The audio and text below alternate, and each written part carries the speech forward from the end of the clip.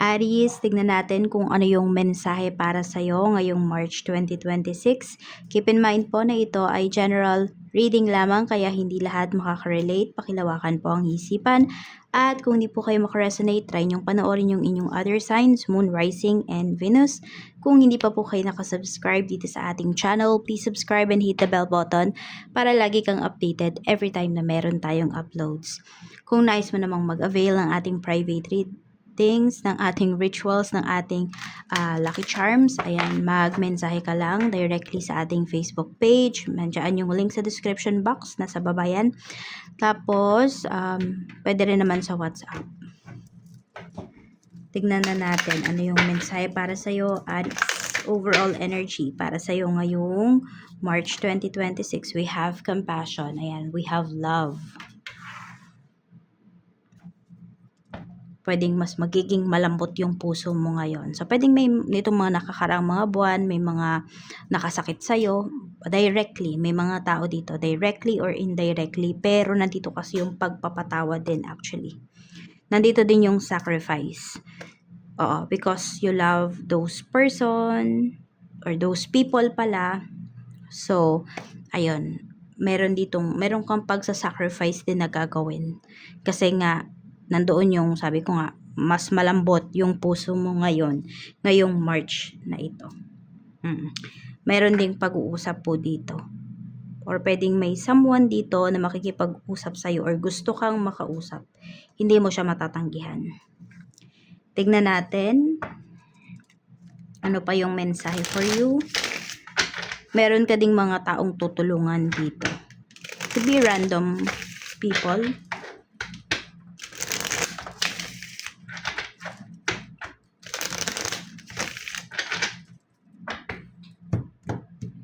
Tignan natin kamusta yung iyong emotional health.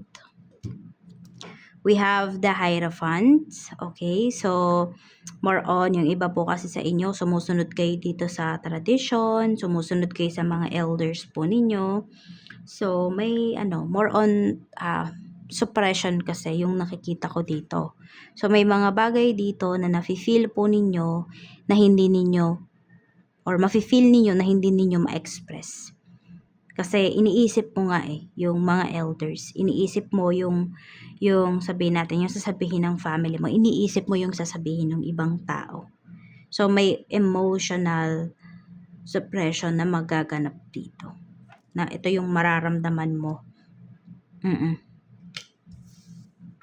So, more on, ikaw yung magtitiis. Pwedeng makakabuti yun sa ibang tao, pero para sa'yo, Aries, hindi. Kaya pag-isipan mo, yan.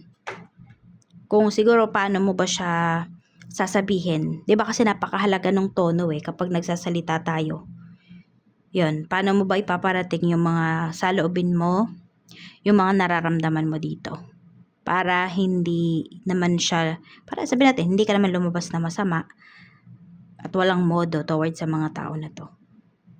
Pero it's up to you kung iisipin mo pa ba yung sasabihin nila or mas iniisip mo yung nararamdaman mo. O iniisip mo ba yung mararamdaman nila o yung mararamdaman mo. So, merong mga misunderstandings kasi rito. Kamusta yung physical health mo? We have Page of Wands. So, napakasigla mo naman ngayon, Aries. Ayan, Yun lang, pwedeng yung iba po sa inyo, pwedeng magka-stiff neck kayo. Stiff neck. Ngayong ngayong month. So, mamamali kayo ng higa, ganyan. Basta more on mga joints po ninyo yung nakikita ko dito. Meron naman, parang sobrang init naman ng pakiramdam ninyo. Kasi diba, dito sa Pinas, ayan, sa summer or tag-init na. Pero basta iba yung mafe-feel ninyo.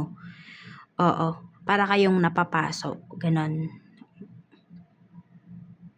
Yun yung iba sa inyo. Pwedeng magkaka-skin rashes po kayo. Ayan, nautal na naman. Ganon. So, ingatan ninyo yung inyong balat. Kung ano man yung kung may pinapahid man po kayo. Or sabihin natin sensitive yung skin ninyo ngayon kasi nasa mainit kayo na lugar or bansa. So, dalasan nyo na lang yung paliligo para ma-refresh po kayo. Yan. Tignan natin. Pagdating naman sa iyong mental health, kamusta? So, ayan o, tignan mo, may mga away dito. So, pwedeng sabihin natin dun sa, yan, kasi iniintindi mo lahat, Aries. Kasi ayaw mo na, yun nga, mag-away-away. Pero kasi ito, may pinapakita ditong away eh. Yan. Pwede rin magulo yung isipan mo kasi nga iniisip mo talaga yung mga sasabihin ng mga tao towards dun sa gagawin mo, towards sa sasabihin mo. So, alam mo yun, mahihirapan ka na gumawa ng decision kasi, yun nga, may mga iniisip ka rito. Pero kung okay lang naman sa'yo, iintindihin mo muna ba yung mga tao kaysa doon sa nararamdaman mo, madali ka lang naman makakapag-decide. Yun nga lang, masasacrifice mo talaga yung sarili mo rito. Tignan natin, family energy, we have the star. So, dito naman may pagbabate, may pagkikita. So, pwedeng may mga uuwi ka dito ng mga kamag-anak or maybe ikaw din to mismo kung nasa ibang bansa ka yan. Meron ditong pag-travel kasi na pinapakita. So, pwedeng magta-travel kayo ng family mo or pwede nga na meron dito na uuwi na family members. Tapos, meron din akong nakikita na Aries, meron din kasing pinapakita rito na, yun nga, 'di ba sabi ko sa'yo, pwedeng may tatawag sa'yo rito na hindi mo talaga matatanggihan. So, yun. Pwedeng kung meron kang nakasamaan ng loob na family members mo, pwedeng magkakaayos kayo ngayong March. Pero depende na lang talaga kung saan ba mapupunta yung usapan or dahil nga nag-reach out naman yung tao na to, pwedeng patatawarin mo na, yung tipong ganyan. Or magkakaayos na kayo, ganun. Medyo may pilit nga lang na energy dito. Tignan natin sa friends naman, we have 9 of Pentacles. Meron tayong 10 of Cups. At mayroon tayo ditong Page of Pentacles. So, about anak yung nakikita ko rito. So, Aries, pwedeng mag-aanak ka sa binyag. Ganyan. Meron din naman akong nakikita dito na pwedeng ma-invite ka ng friend mo kasi kasal. So, may celebration kasi na pinapakita rito. Yan. Basta may mga salo-salo rin kasi. So, pwedeng lagi kang invited ng mga friends mo dito sa mga salo-salo na to. Alam mo yung hindi ka nila nakakalimutan. Meron din kasi ako nakikita dito, pwedeng papasa sa exam, kunwari anak nila, ganyan, or inaanak mo, ganun po. Basta this is about celebration and hindi ka male-left out pagdating dito sa mga friends mo. Kasi lagi ka talagang invited, lagi ka nilang naaalala. Some of you, Aries, kahit na hindi ka naman nakakapunta, lagi ka pa rin nilang ini-invite as respect or courtesy sa'yo. Ganun. Tignan naman natin sa trabaho, okay? So, kung kayo po ay may current job, we have 4 of Pentacles. Okay pa naman yung pinapakita rito. Pagdating sa current job, we have 2 of Wands. Meron ba dito dalawa yung trabaho po ninyo? Or dalawa yung source of income ninyo? Huwag nyo daw bibitawan. Okay, so, ayan, ibig sabihin, marami po sa inyo, Aries, it's not yet time para kayo ay mag-change ng career.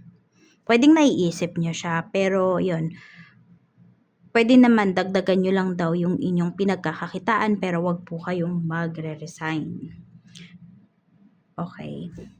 Sa mga naghahanap naman ng work, we have the Chariot. So, may paparating sa'yo dito ngayong March, 2 hanggang 3 offer po ito ng trabaho. Ayan. So, kailangan mo nang umaksyon ha. Huwag kang, dito, parang huwag kang babagal-bagal. Aries, yun ang sinasabi sa'yo. Once na, ito na, dumating na yung offer, may call, puntahan mo. Okay? Hindi naman siya sabay-sabay, hindi naman siya sabay-sabay darating. Pwedeng sunod-sunod. So, makakapili ka pa rito kung ano ba yung trabaho na gusto mo talaga. Pero aksyonan mo kaagad ha once na natawagan ka. Huwag mo sabihin na nagdadalawang isip akong pumunta, ganito ganyan. Tignan natin. Okay, doon naman sa mga nagbabalak talagang mag-resign. Okay, so sabihin natin hindi pa March, naiisip nyo na to. Sige, tignan natin. 3 of Pentacles. Ace of Swords. Kung meron na daw kayo ditong lilipatan, ayan, may sure ball na kayo na magiging trabaho, go mo na yan. Pero kung wala, pag-isipan mo daw mabuti. Ayan. Kasi ito, baka matenga ka sa bahay. Pagka biglaan kang nag-resign dito, yun po yung pinapakita sa'yo. Aries. So, kung may offer naman na sa'yo, dapat mo bang tanggapin? We have Temperance. Pag-isipan mo daw mo ng mabuti.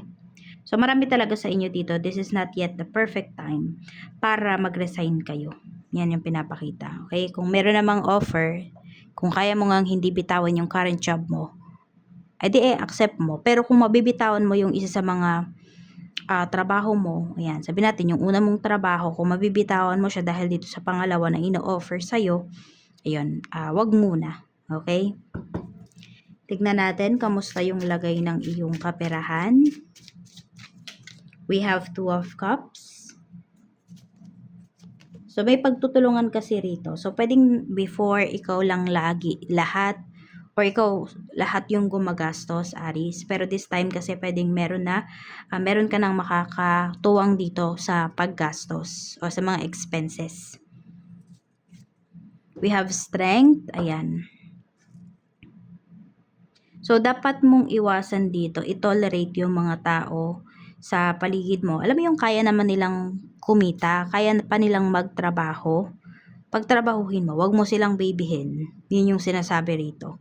Kasi once na binaby mo sila, 'di ba? Sabi natin, mga anak mo, adult na yan. 'Di ba? Kaya na nilang magtrabaho, nakagraduate na sila, ganyan.